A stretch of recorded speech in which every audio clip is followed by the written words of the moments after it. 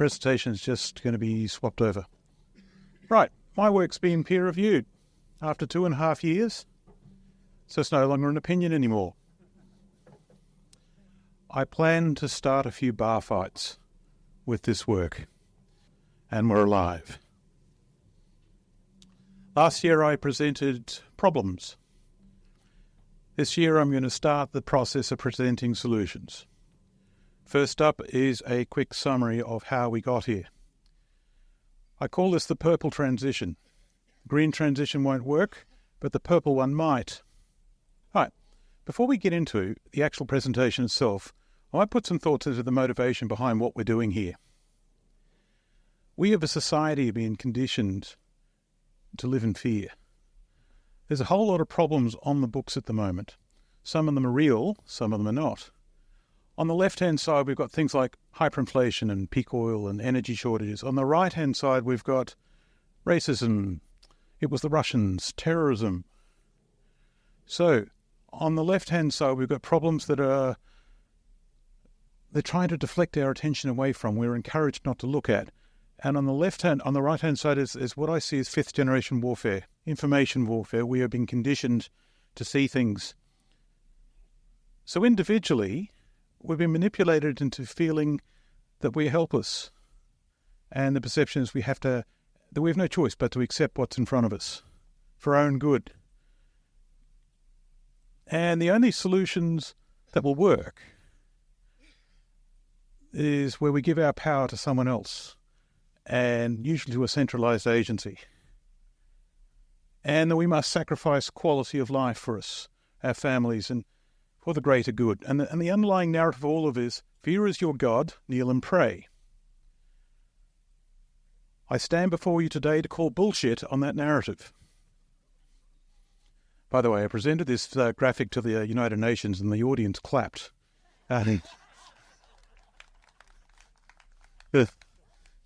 So, all right, no fate but what we make. Now, you could argue that what I'm about to present to you now is not going to work for 8 billion people. Like, the problems are too large. Okay, what I would counter that is it might work for a very small number of people. So gather up a group of like-minded people, disappear over the horizon, set up a solution, come back in 10 years and do business with whoever's left. It's a plan.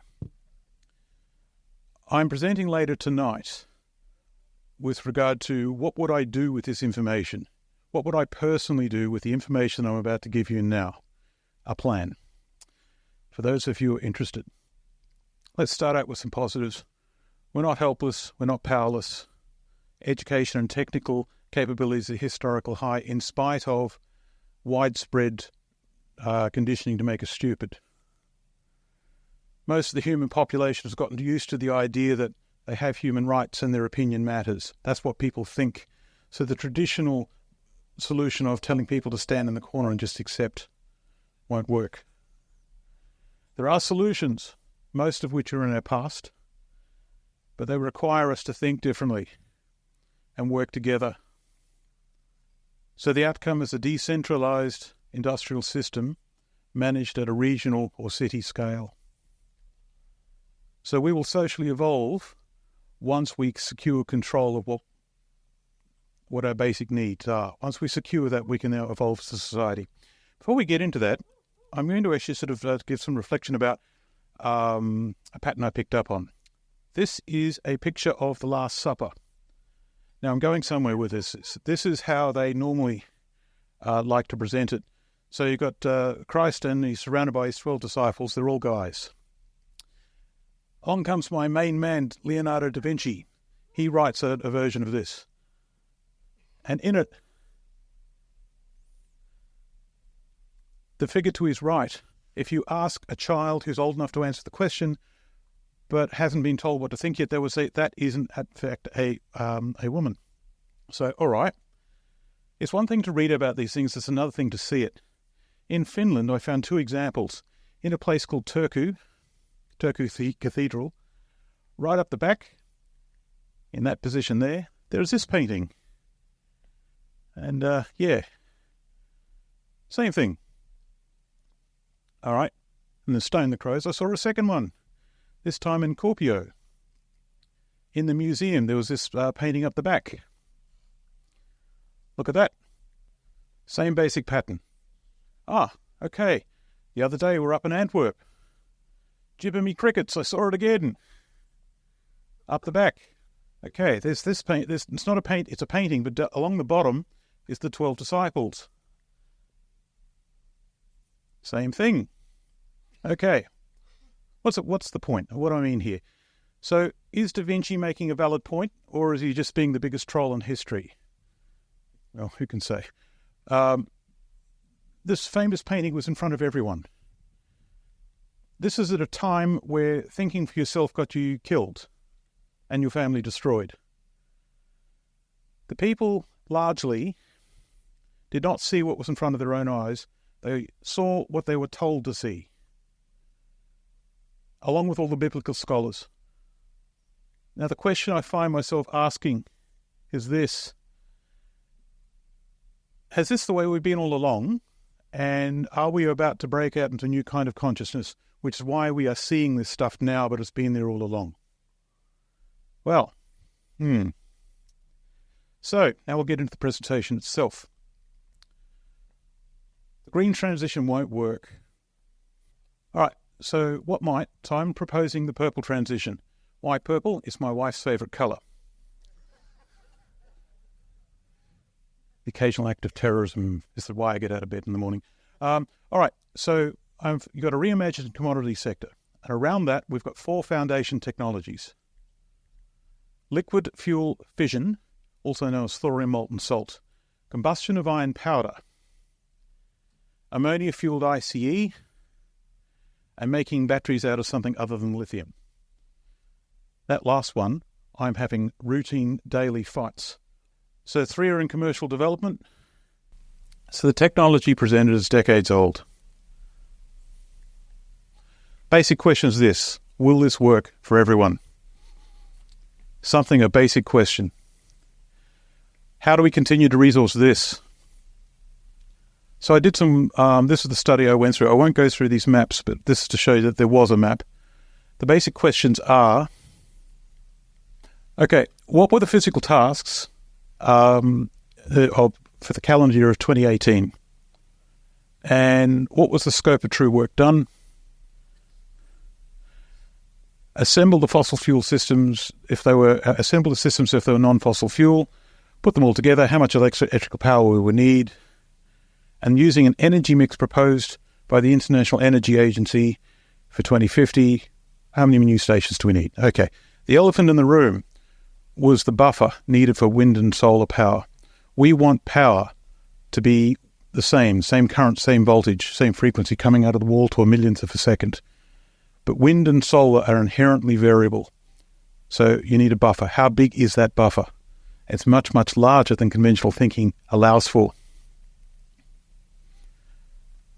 All right, so the global system is this. 1.4 billion vehicles traveled 16 trillion kilometres in a year. To turn this non-fossil fuel, we need something like 48,939 terawatt hours of extra electrical capacity. To do that, we need 800,000 new power stations. Put this in context. In 2018, the fleet was 46,000.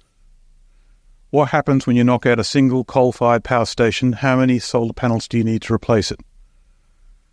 There's the mix, according to this, in terms of power stations. By the way, these slides are available for anyone who wants them, and so you don't need to take notes.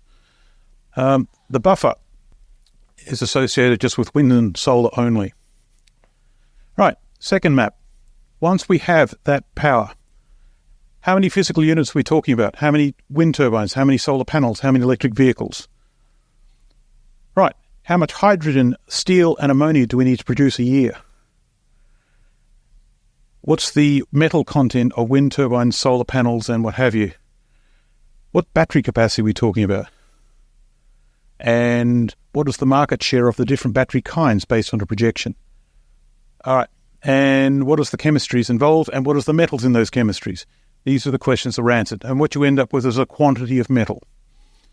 Given that quantity of metal, where do we get it from? Can we get it from recycling? Simple answer, no. We'll talk about later.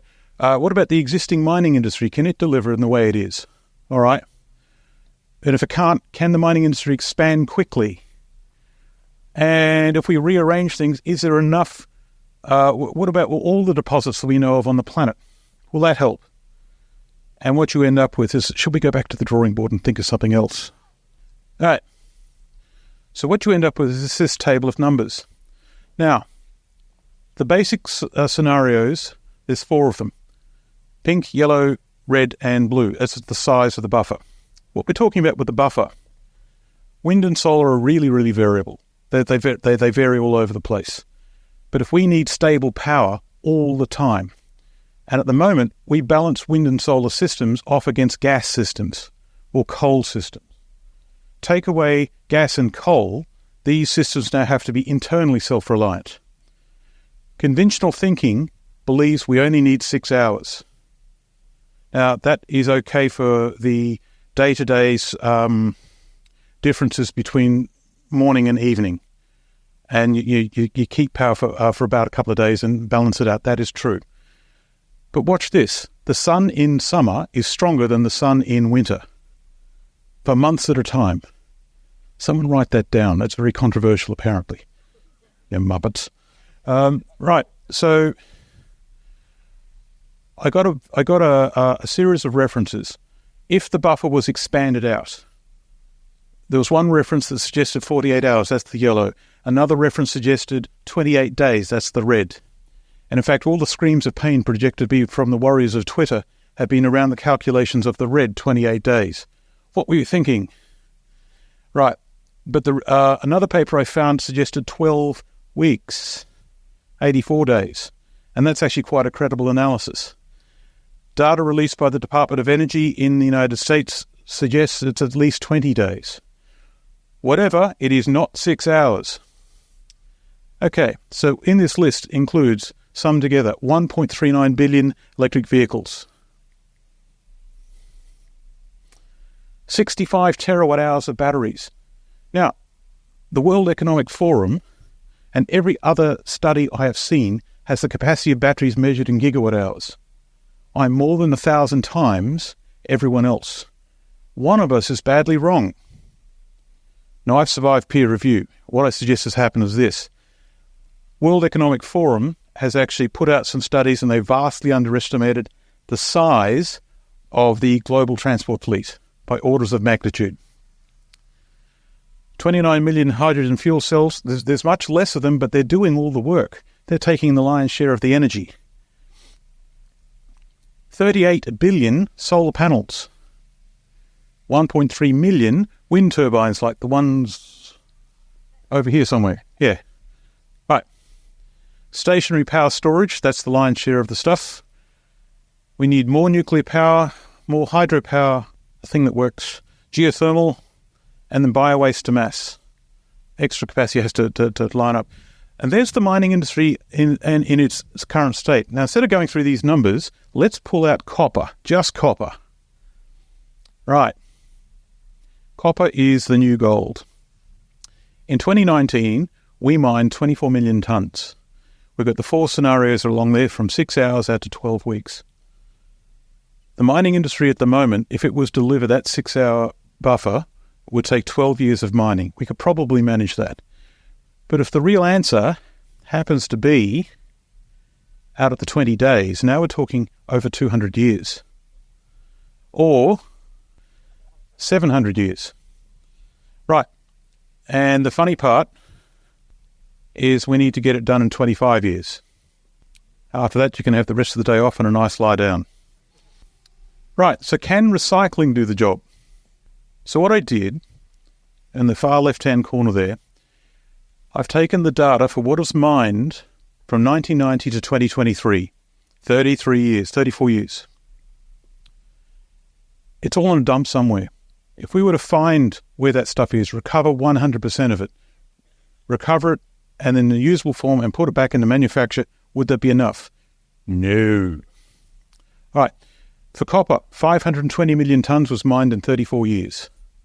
We need a ratio, if we were to hit the blue, 34 times that historical volume. We've got a ratio of 30 times its historical value. What that means is recycling is never going to be able to be enough to hit these targets. And this is a mining story. So recycling can't deliver. So that's copper. Nickel has the same basic platform. Lithium. We mine lithium in trace elements, but now we want to mine it like steel. The mineralogy in the ground just doesn't reflect that. Cobalt, graphite, vanadium, they all have the same basic problem. We just don't have enough. So this is mining. What's not yet recycled, what's not yet mined cannot be recycled. Simple as that. So all the plans for the European Commission to recycle their way out of trouble is horseshit.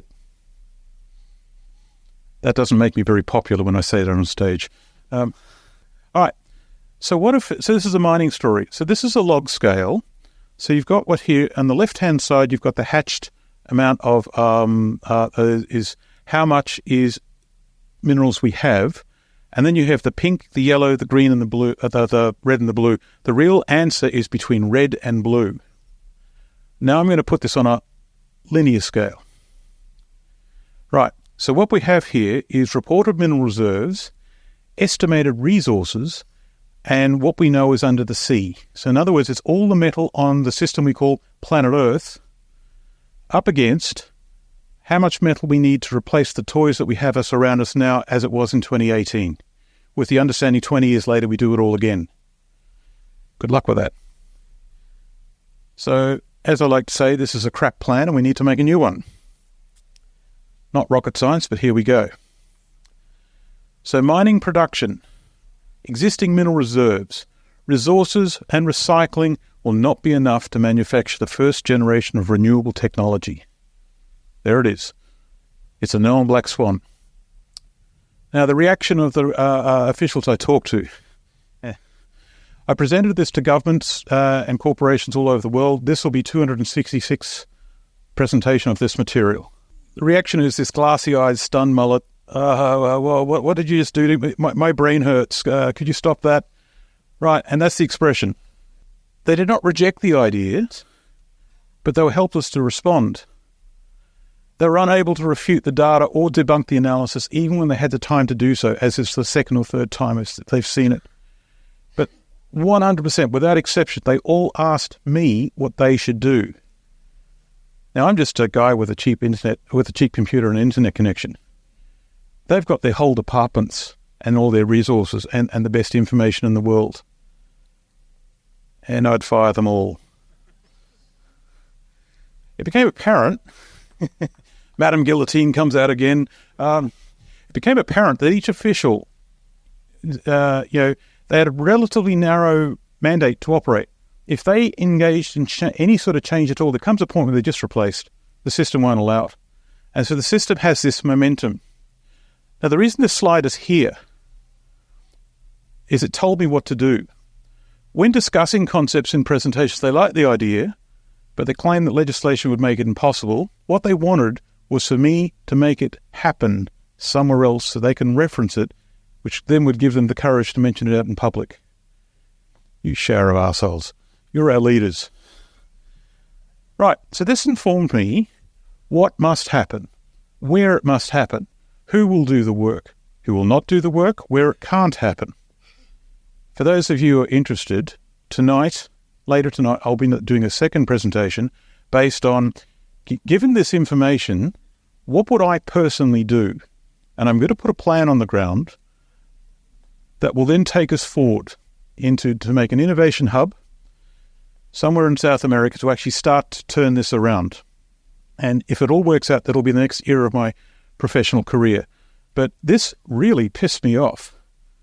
When I'm actually presenting to things like, members of cabinet, like that, the guys that advise the energy minister, and they're going to argue with me about energy. I'm going to go, as in they really didn't know.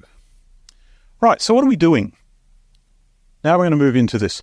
Fossil fuels are going. Green transition faces serious resource supply bottlenecks. Now, even if green transition was successfully put on the ground, it will not be able to maintain the same capability and flexibility of fossil fuels. So what might work? And that brings us to what I'm proposing. What are we trying to do? So we want electricity generation, we want transport, and we want manufacture. So we want power generation consistent in all weathers, in all locations, preferably in concentrated form, and we want a low materials footprint, a long working life, and when these things shut down, they're designed to be recycled. Oh, by the way, we want a minimal waste plume with a very low environmental impact. That's the laundry list, that's the target. I now believe I can deliver on that. Driving questions. What minerals do we need? That's how I justify a geological survey looking at this. Why do we need them?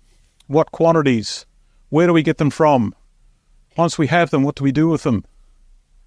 What should our energy systems be?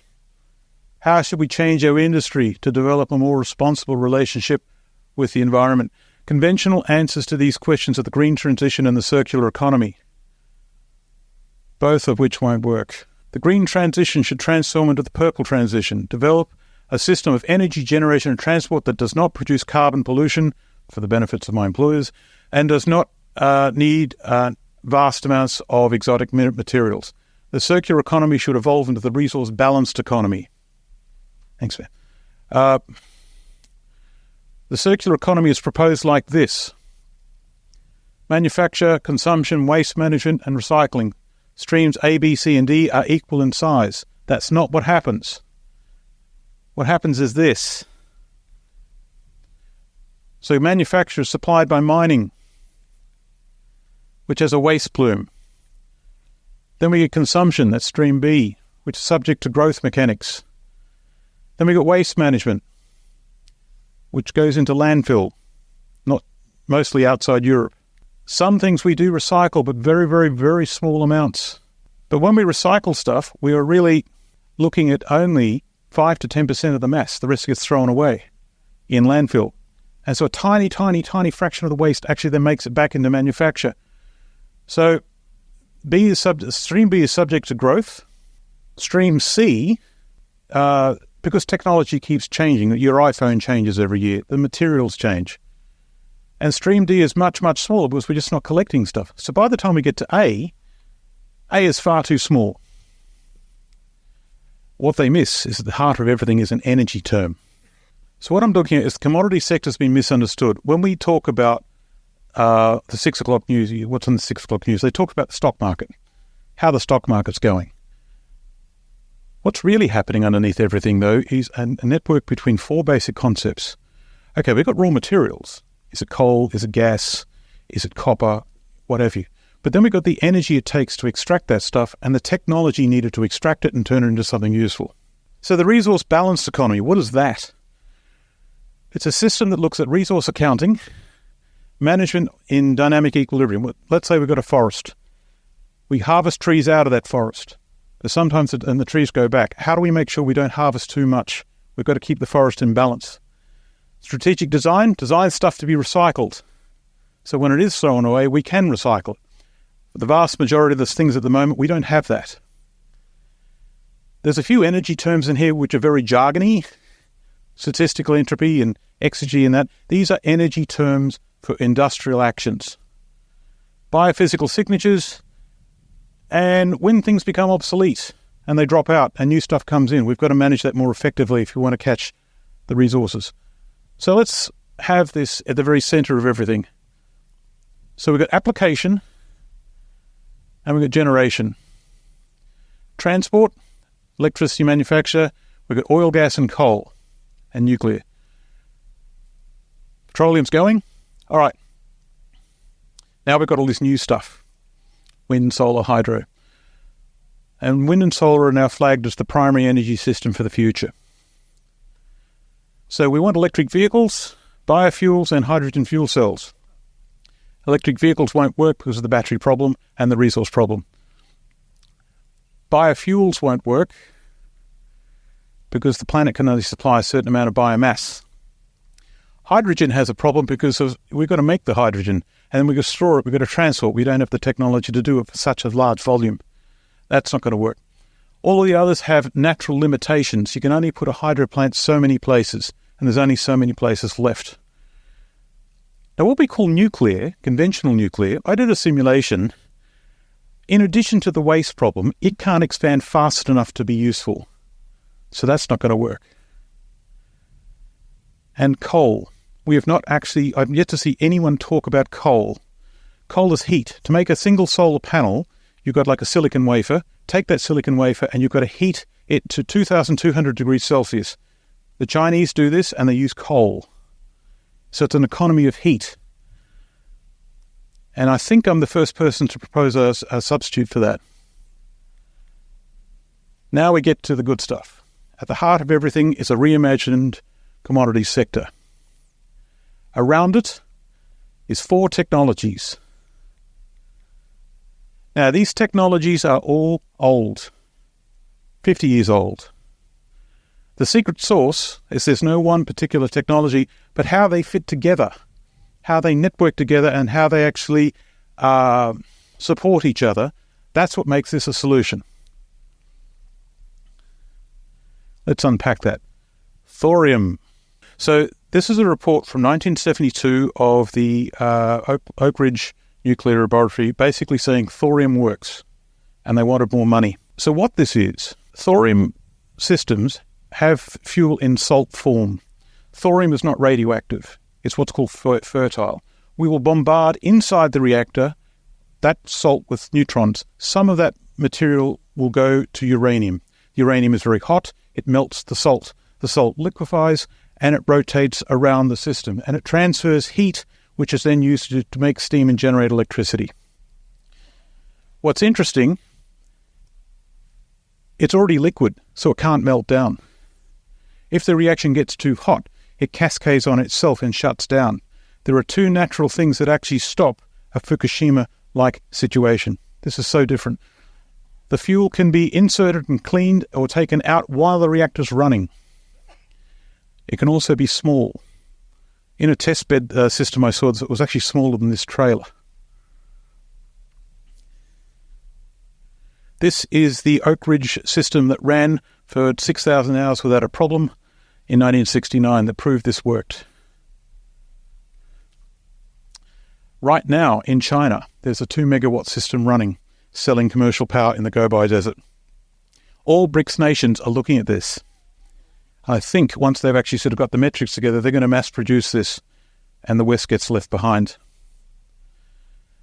I went to Copenhagen Atomics in Copenhagen. I actually saw one of these systems. They're actually making them. This is their system. They call it the Onion. And so you've got, in the center, you've got the reactor itself. They use water to make sure the reactor doesn't get too hot and shut down. And then you've got the heat transfer, and they've got 2 loops to make sure that there is no radiation coming out of these things. Here's the interesting part. That's how big they are. That's the full system. It arrives on a truck. It arrives on a truck, thud. And another truck turns up and they put 50 years of fuel in it. And they have a 5-year maintenance system. Their model, Copenhagen Atomics will own and operate all reactors for their clients and they sell the electricity. So the client doesn't have to pay for the reactor or the upkeep or the maintenance or the actual disposal of the fuel when it's done 50 years later. There's me wearing a tie for the first time in 25 years. Actually, no, that's not quite true. Me wearing a tie. Okay. Each system produces 100 megawatts of thermal power or 40 megawatts of electricity. That's a lot of power for a shipping container. They're modular, so you can stack several of them together to actually sort of get the power quantity you need. What these guys think is they're going to sell the power for 2 cents a kilowatt, which is about like 1/10 of what power costs at the moment. I looked at their costs. Their costs are 1/50th of that, so someone's going to undercut them. I didn't tell them that. So 1 gram of thorium or uranium produces 24 megawatt hours of thermal energy. It is so different to conventional nuclear, it is almost not nuclear. Now, I went to Copenhagen. I actually saw the factory that's getting ready to produce these. They had the complexity of a 3-bedroom kit home. They're not that complicated. The factory is geared up and they believe they're going to make 1 reactor a day out of this factory. I do believe that's quite possible. And in 2028, the first reactor will be available. I want one for personal use. So here's the fuel. This is the salt. About half of it is thorium. Thorium's quite abundant. There's much more thorium than there is than uranium. And in fact, I did some calculations. If we use this system for all power consumption, the existing thorium reserves that we know of will last 1,300 years. If you merge that with uranium, now we're at 6,000 years. So there is a solution on the ground if we choose to develop it. Now, thorium fuel, it's about half of it is fluoride, and we need lithium-7 in small quantities. Let's compare the systems. This is what the Department of Energy in the United States asked me to do because they are politically, their hands are tied and they can't do this. We're going to produce 10,000 gigawatt hours of electricity using a conventional nuclear reactor, the AP4100. We've got to mine 156,000 tons of ore, uranium ore, radioactive ore, and then we turn that into 36.9 tons of nuclear fuel rod assemblies. Put it in a reactor, jump to the left, step to the right, turn the lights on, turn them off. And each year we're going to produce 31.5 tons of nuclear waste of various grades. Some of that waste has to be stored for a long time in deep underground repositories. Now we're going to do the same thing with thorium.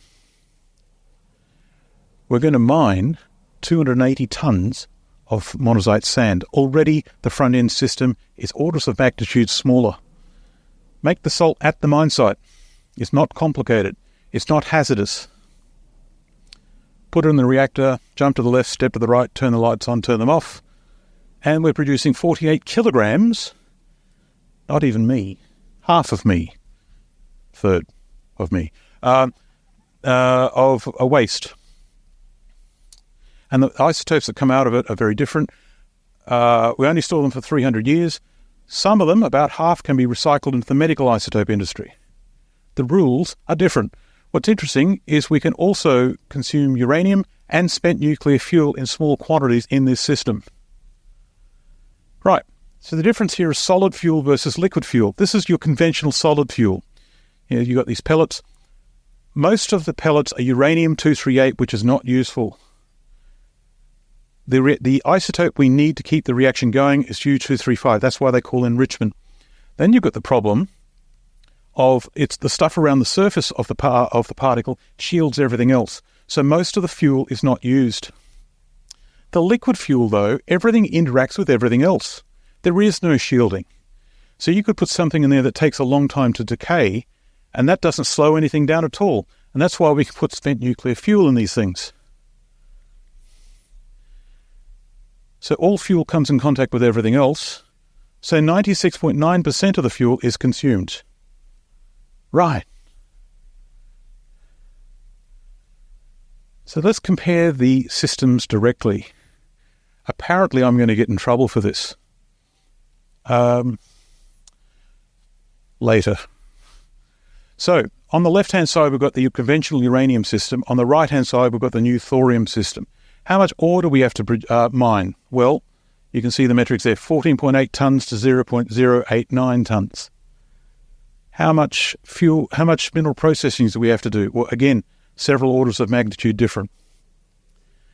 How much waste is produced? Well, 2.8 kilograms of uranium waste versus 0.0044 kilograms of thorium waste. To produce each gigawatt of electricity, these are the metrics. Reactor fuel consumed, it's simply a smaller system to hit the same target. And there's our waste. As a system, it consumes much, much less. It's got a much smaller footprint, but it's still able to deliver concentrated power. So the level of competency needed to actually produce one of these is the equivalent of running an isotope lab in a hospital. Now, here's the interesting part. This actually made me question all sorts of things.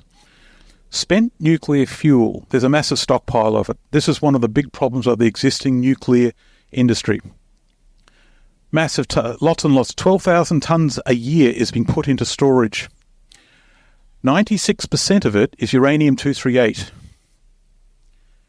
Here is a decay chain analysis that I actually put together myself, going from U-238 up to U-233 by bombarding it with neutrons.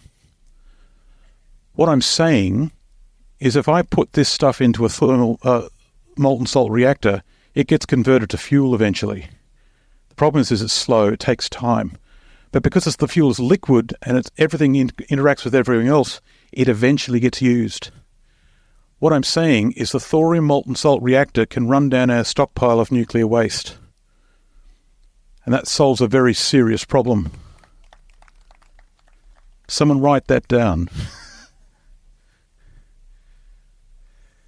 Right, okay, that's the first technology. Next one. Again, this one was a surprise. I'm talking to you about burning iron powder as a metal fuel. We have an industrial society that needs energy. Most of the time it's like 1,000 degrees, 2,000 degrees. We're not going to do that with solar panels. So about half of our primary energy goes into manufacture and heat.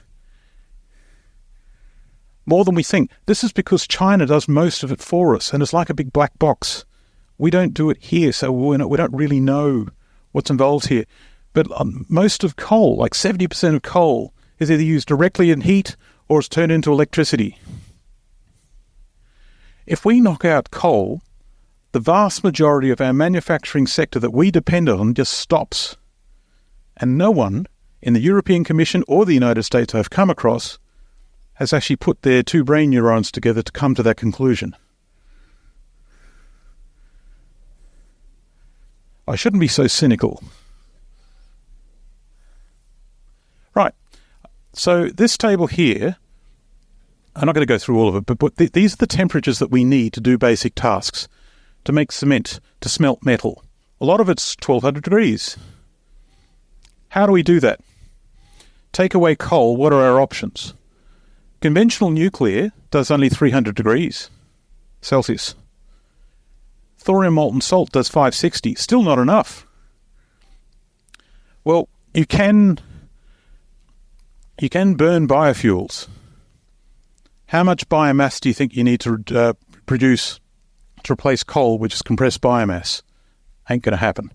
You can use hydrogen, but you've got to make the hydrogen, and you're talking about in vast quantities, which knocks that solution out. And the third one is the arc furnace, which puts pressure on the electric grid because the amount of electricity required will be enormous, and it's only useful in some circumstances. I propose the following. Burning of iron powder. We're talking about the powder that they make in the powder coating industry. We know how to do this. Pure iron powder. So we're going to burn it, and what it does is it oxidizes, and as it oxidizes, it releases really high heat. Theoretically, 2,000 degrees. The people I talk to, they are getting 960 to 1,960 degrees routinely. Once we have that heat, all our manufacture's back on. The hydrogen economy is back on. We can produce hydrogen without impacting the electric grid. We can do it locally, so we don't need to store it or transport it. The rules just changed. 1 ton of iron powder contains 1.6 to 1.9 kilowatt hours of energy. The people who are commercializing it, they're routinely eating 1.9 now. To make the stuff, I'll get to that in a moment. So burning iron powder in a furnace, here's the funny part. It's not destroyed. We're adding oxygen and it becomes rust. We can strip that oxygen out and recycle it. There's a couple of ways to do it, where you can either put it in a hydrogen atmosphere or a syngas atmosphere or electronic reduction. By doing that, we take that powder and we return it to pure iron powder again. So you could have a pile of iron powder, burn it, and recycle it without mining more. The other thing is anything that rusts becomes a possible power source. That's a bit of a worry. This is the group in Copenhagen. They did the project concept in 2020, a couple of students, and now they're actually commercializing it. That's a 100 kilowatt system. That would sit in your living room, and it produces 1,960 degrees. How do we get there? Okay, you take 1 ton of metal ingots. You melt it down, and then you atomize it in a pressurized chamber to make powder. As the droplets cool, you get your powder. We're talking 0.6 megawatt hours a ton, and that produces 1 ton of pure iron powder, which we can then combust. When we combust it, what comes off this thing? 0 carbon dioxide, 0 sulfur oxide, and trace elements of nitrous oxide. It's a very, very low waste plume for what this is. Now, it's about 6-to-1 ERI. Now, this is where we engage the Michaux. What if we were to recycle that iron powder by burning human sewage? Pyrolysis of human sewage to make syngas. Right, watch this. Take the sewage, wastewater, of 45 people for a year, dewater it, and dry it out so you've got dried sludge solids, about 1.1 tonnes. Put it in heat from a thorium reactor. I'm going to put it through a process called pyrolysis, which is heating without oxygen. What we get from that is biochar, which can be used as a fertilizer accelerant, some liquid systems which can also be used as fertilizer material, trace elements of waste that are a problem, like acidic gases that can be cleaned out, but they're only trace. And about 35% of the mass becomes gas. That gas is syngas. Half of it's hydrogen, half of it's carbon monoxide. Both are useful in stripping oxygen out of rust. So we take 1.4 tons of iron oxide, rust powder, we put it through this system, and we end up with 1 ton of sponge iron, which can also be burned. So now we've got a relationship between a human settlement and recycling an industrial fuel. We're also taking off the problem of sewage sanitation off the table. I'm developing a field I call industrial permaculture. Take industry systems and merge them together like an organic farm operates. More about that tonight if you're interested. So it takes 23 tons of dried sludge to make 1 ton of hydrogen, or the sewage of 877 people in a year. More people, more stuff. There's money in shit. That starts up again. Right, the second thing, this is not rocket science. I work in a battery chemistry research project in Finland. I'm having daily arguments with people about why we should not look at lithium chemistries, even though I've presented my data and they now agree with me. I call this the barbed wire canoe. Once they're in, they can't get out. Yeah. This is the atomic theoretical potential to make batteries out of different chemistries across the 2 axes. In the bottom left-hand corner is lithium. The better they are, the top right-hand, as they go up to the top right. The fluoride in your toothpaste can be turned into a battery, and that's the pale green blob. That's the best. Most of the things we're looking for are zinc, fluoride, sodium, magnesium. They're all found in industrial waste, stuff we're trying to throw away. So the valuable part becomes taking that waste and turning it into something useful. It's not rocket science. Why are we still talking about this? Oh yeah, by the way, most of these batteries don't explode and set fire spontaneously that can't be put out. Yeah. Ammonia-fueled ICE. This is what's been looked at in the shipping industry at the moment.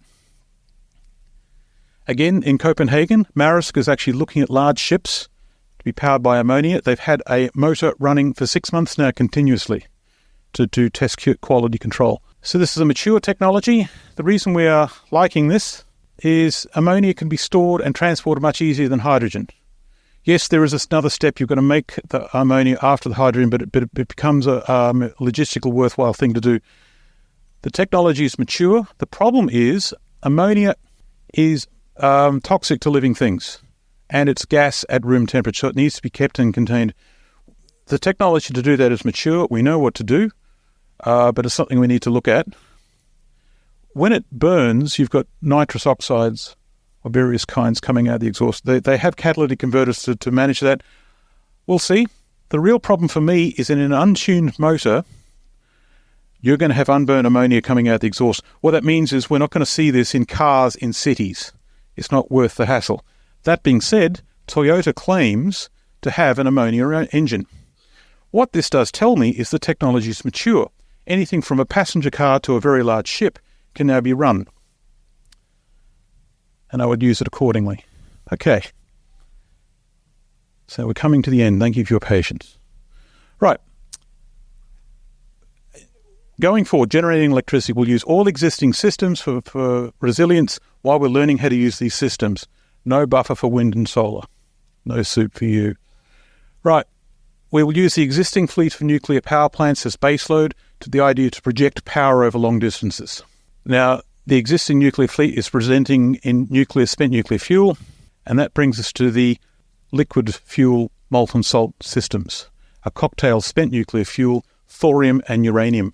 Right, transport.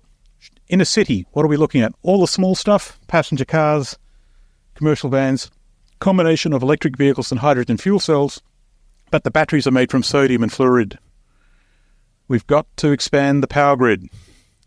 I'm having arguments with Australian Parliament over this. Expand the power grid or become South Africa. Right. The heavier vehicles are hydrogen fuel cells, but we've got to make the hydrogen, which is fine if we can do it by burning iron powder and using seawater as the feed, and we're not impacting our fresh water. For long-range transport, ammonia ICE, maritime shipping, aviation, rail. If there's going to be a problem, you're out to sea, you're out in the middle of nowhere. And so if you're going to start leaking ammonia gas, we're not going to be impacting large populations of people. But we've got to produce the hydrogen, the ammonia, which comes from hydrogen. Again, we're going to burn it from iron powder with seawater. And the secret sauce is we make it a decentralized platform. Right, put it all together. Thorium will generate electricity, which is our conventional electricity demand. It will also charge our EVs, which is the vast majority of our fleet, which will be made from sodium fluoride battery chemistries, which won't catch fire and can be recycled. Iron powder will go to steel production, manufacture, hydrogen production, which will run our H-cell fleet. We're also going to make ammonia, which will fuel our long-range transport. The iron fuel will be recycled with pyrolysis run by a thorium reactor and pyrolysis of human sewage. The thorium system supports the iron system supports the ammonia, and it all goes round in a loop. Everything supports everything else. I can now deliver concentrated power in all geographic locations in decentralized form with technology that's very, very simple. And the minerals, well, for thorium, they're all stainless steel with nickel alloys. Yes, we do need some lithium, thorium, and fluoride for the fuel, but not as much, not in large quantities. 50-year working life. Powder combustion is just iron, steel. 60-year working life. Ammonia ICE, it's the same as our existing system, possibly a bit less for maintenance problems. Alternative battery chemistries, well, we will still need copper, nickel, cobalt, and graphite, and that's actually the rate-determining step. Our fleet will have to shrink. We don't need technologies like rare earth elements or exotic stuff like cobalt and lithium in vast quantities. The whole thing gets wiped out and replaced with something else. Conclusions. Green transition won't work, but this might. Four technologies, they're all old. We know how to operate them. Materials required are mostly free of resource constraint, mostly. The science of most of the technology presented is between 50 and 100 years old. The solutions still require careful planning and frugal management of resources. Now, love AI art. We've got a number of black swans coming in. Some of them will help us, some of them won't. What I propose is a small number of people get together and start thinking in these terms and develop this or something like this. And we leave everyone else to their devices. For those who are interested, tonight I'm going to present a second time on my work with the Venus Project, where I'm going to take these ideas and turn them into a practical solution. As in, what would I do with this information? How would I apply it? Where will I apply it? What will I do? How do I interact with everyone else? Thank you.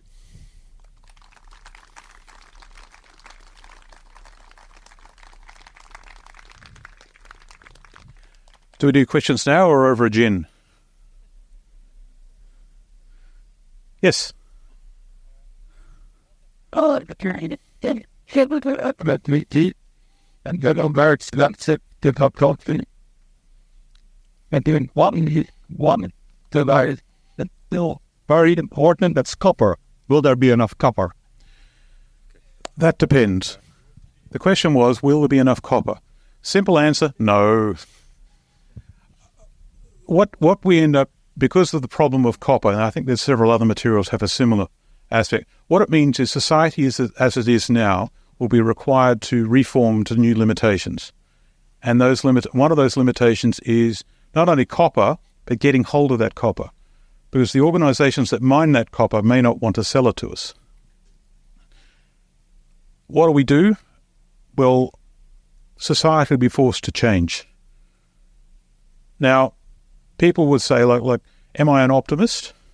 Or am I a pessimist? Or am I a apocalyptimist? Someone who knows everything's going to shit, but it'll be still okay. What I believe is all the negative stuff that we talk about will happen, right? But in parallel to that, positive solutions may start up on a small scale. What part do you want to be part of? Is there enough copper? Not for the way we are now. Will there be enough copper for a restructured society? I don't know, because we haven't done it yet. The simple answer is we contract our consumption vastly. We're not running out of copper because the entire Andes mountain range is one big low-grade deposit. The problem is our ability to access that copper and to do business with the people who are mining it. That right there is the flashpoint for the true limitation for our evolution. Copper is the new gold. Yes. We spent that. And I have a totally different type of question. I love carbon dioxide. Grass is growing, trees are growing, and a little change in carbon dioxide, which is not global warming, but stratospheric cooling. If CO2 goes up, the stratosphere cools down. That's the only effect.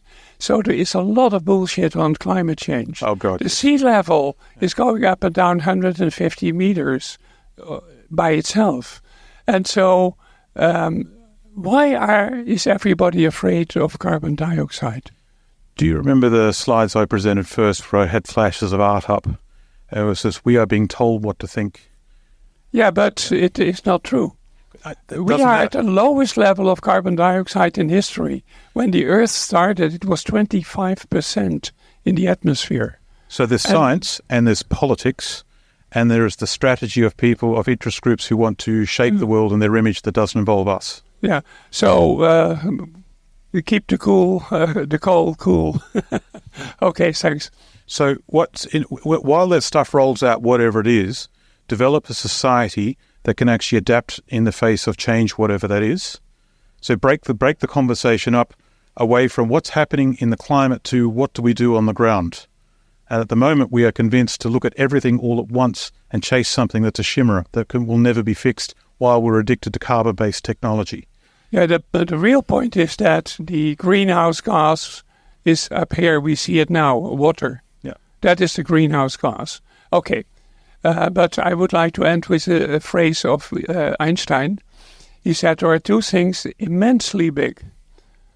That is the universe and the human stupidity. But do we all have to be stupid? Seriously, just because 8 billion people want to take the average, do we have to take the average? What if I I call this Michaux 10,000. Get 10,000 people, disappear over the horizon, leave everyone else to their devices, come back in 10 years and we'll do business with whoever's left.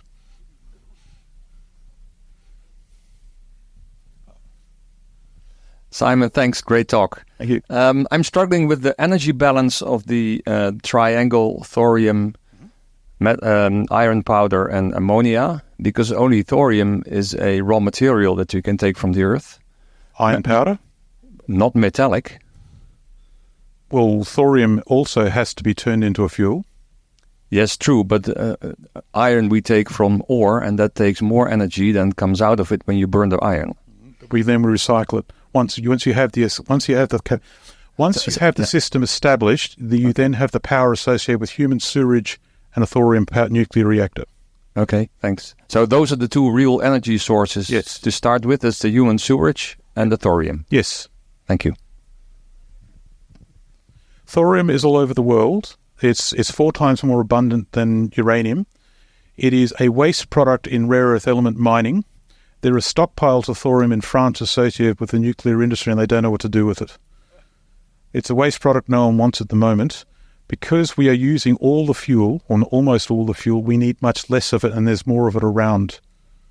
So once we actually sort of get organised to actually do it, it will be a more useful, a more useful fuel for longer. We're not talking decades now, we're talking centuries.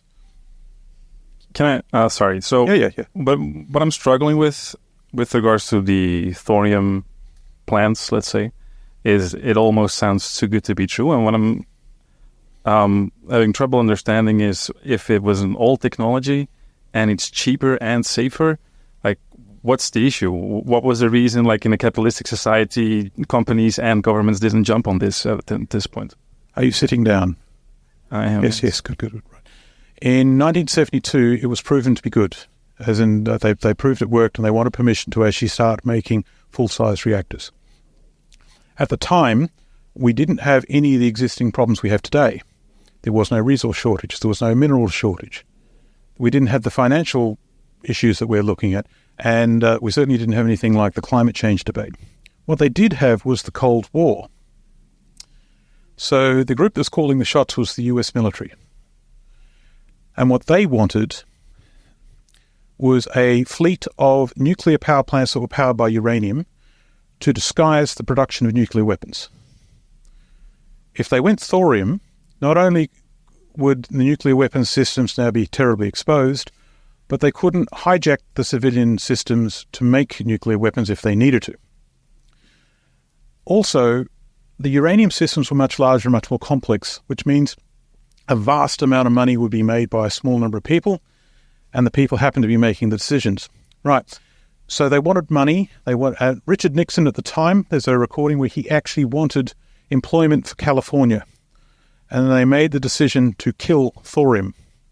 And then you had an incumbent industry that's actually been protecting its interests ever since. If thorium takes off, the system is something like 1,000 times smaller than the uranium system. The business collapses. Why don't we have thorium now? Money, nuclear weapons. Thank you. Maybe one follow-up question very quickly. Out of all the things that you just described, what are we able to invest in today out of all those companies? Look up Copenhagen Atomic. They're a group in Copenhagen that are actually sort of operating now. They're a company. You can go and see them. You can invest in them. They will go live in 2028. They could do it tomorrow if the European Commission got off its ass. The other one you can look up is Metalot.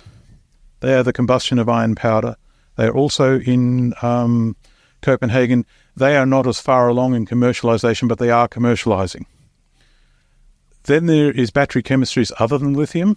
They are trying to initiate. There are a few of them. All of them will be useful. And then you can give money to me. Thank you. Because I will build a city in the sun. Yes. So indeed, thank you for your very nice talk. And it's very interesting to have someone making all the calculations, because this is the big problem nowadays. They're just putting these terrible bird milling machines, the horizon, just constructing them. And it's good that there would be a solution to our energy system. But I think the real bottleneck here is not the technology, but it's the politics. Yep. And the big problem is, once you start something which is useful, but the threat to the politics and to the real power, they will just shut it down, kill you, and get rid of it. And that's the thing that's really dangerous, I think. So we have to fight these powers and not, be careful with all these diabolic forces. I have a cunning plan. Yeah. I have a very cunning plan, so cunning you could put a tail on it and call it a weasel. That plan, we step outside the existing system where all of those forces are in operation. We go somewhere where no one actually wants that piece of land. We set up shop and we develop in a way where they're not really known. And once we're established and it's very much harder to take us out, then we just have to publicize what we're doing. And then we come back and do business. And they can say, you're very naughty, but too bad it's too late. So instead of actually playing by the rules within the system, step outside the system and do things in a smaller way, in an unconventional way. We don't have to play by the rules. We don't have to play by the odds. What you're referring to is 100% correct. So if they're bastards, assume they're bastards. When someone tells you who they are, believe them. Will it work? I don't know. If you have further questions for Simon, he gladly will answer them. He'll be here all day. Dus als jullie nog vragen hebben, spreek Simon aan. Hij maakt met meer dan plezier tijd voor al jullie vragen. Dus maak er gebruik van. Pick his brain, please. En je hebt de rest van de dag om al jullie vragen nog één op één te kunnen stellen. Simon, thank you so much for your great presentation. It's good to have you. Yeah, thank you.